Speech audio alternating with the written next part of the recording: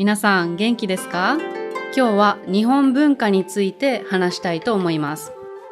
皆さん、日本人がお寺とか神社に行くとき、お祈りする前にみんな賽銭箱にお金を入れますよね。お金を入れる箱のことを賽銭箱って言うんですけど、そこにみんなお金を入れますよね。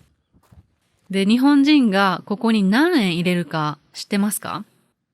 もちろんね、人によって入れる金額は変わります。100円入れる人もいれば、1000円入れる人もいます。でも、日本人は5円玉を入れる人が多いです。どうしてか知ってますか？これは、日本語の5円という言葉と関係があります。はい、じゃあ今日のトピックは5円です。5円という言葉には、物事の原因とか、つながりという意味があります。コネクションですね。だから5円玉を入れると、神様とのつながりが強くなったり、人生でいい出会いに恵まれると言われています。この言葉の使い方は、例えば誰かと深いつながりを感じたときに、この人とはご縁があると言ったり、誰かとの出会いに感謝するとき、この人と出会えてよかったなぁと思うとき、ご縁に感謝と言ったりします。皆さんは人生でご縁を感じたことがありますか？誰かとの強いつながりを感じたことがありますか？きっとあると思うんですけど、私はありがたいことに今まで人生でご縁を感じたことがたくさんあります。いろんな人との出会いのおかげで今の私があるし、今こうやって自分の好きなことが毎日できていると思っています。で、今日はその中でも、私にとってすごく不思議で大切な出会いについて話したいと思います。私がメキシコに住んでいた時の話です。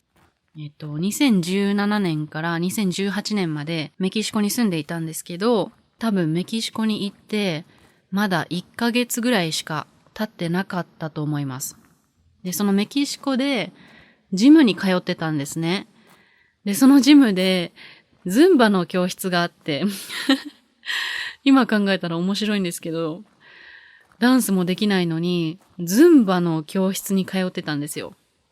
で、メキシコ人のおばちゃんたちって本当にダンスが上手で、私より全然キレッキレのズンバを踊るんですけど、私はね、そこでメキシコ人のおばちゃんたちとすごく仲良くなったんですね。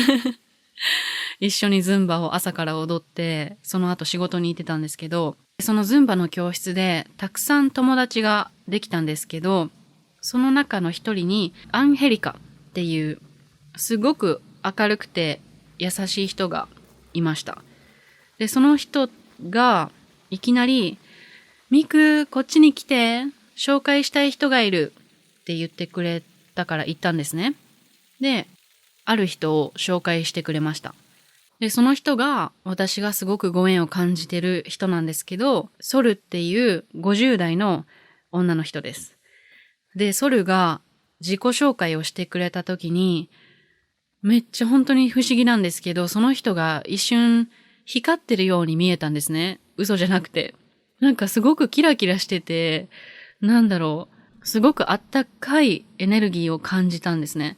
なんだこの人と思ってたんですけど、ソルってスペイン語で太陽っていう意味なんですね。だからその人が私はソルですって言ってくれた時に、いやー太陽みたいな人だなって思ったのを今でも覚えています。そう、第一印象は太陽みたいな人でした。で、その時、住むアパートを探していたので、ソルに誰かアパート貸してる人知ってるって聞いたんですね。で、今のところ知らないけど、もしそういう人がいたら連絡するから連絡先教えてって言われたんですね。で、連絡先を交換して、その日はそのままズンバを踊って帰ったんですけど、次の日の朝、ソルから電話がかかってきたんですね。ソルが、明日私の隣の人がメキシコシティに引っ越すって言ってて、家を借りてくれる人を探してるって言ってるから、ミクもしよかったら、私の隣の家を見に来るって言ってくれたんですね。本当に次の日。本当にいい家だったので、そこに決めました。ソルの隣の家に住むことになりました。で、その日から、ソルは私のことを娘のように可愛がってくれています。本当に不思議ですよね。昨日会った人にアパート探してるんだけど、誰か知らないって言って、その時は知らなかったのに、次の日の朝、隣の人がソルにメキシコシティに引っ越すんだよね。誰か借りてくれる人知ってるって。すごくないですか？その日から本当にお世話になって、もうお母さんみたいな存在ですね。私にとって。何か悩んでる時は話を聞いてくれたり、相談に乗ってくれたりしました。で、今でもソルは私にとって何でも話せる本当に大切な存在です。いつもスペイン語でソルにママって言ってるんですね。ママって呼んでます。で、ソルと出会えたことは、なんか偶然じゃなかったような気がします。本当にご縁がある人だと思います。ソルは人生で学んだことを話してくれたり、いろんなアドバイスをくれたりする人なんですね。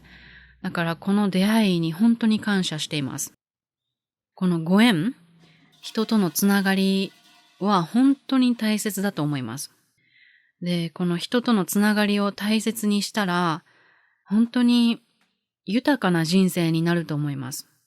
これはね、もしかしたら綺麗事に聞こえるかもしれません。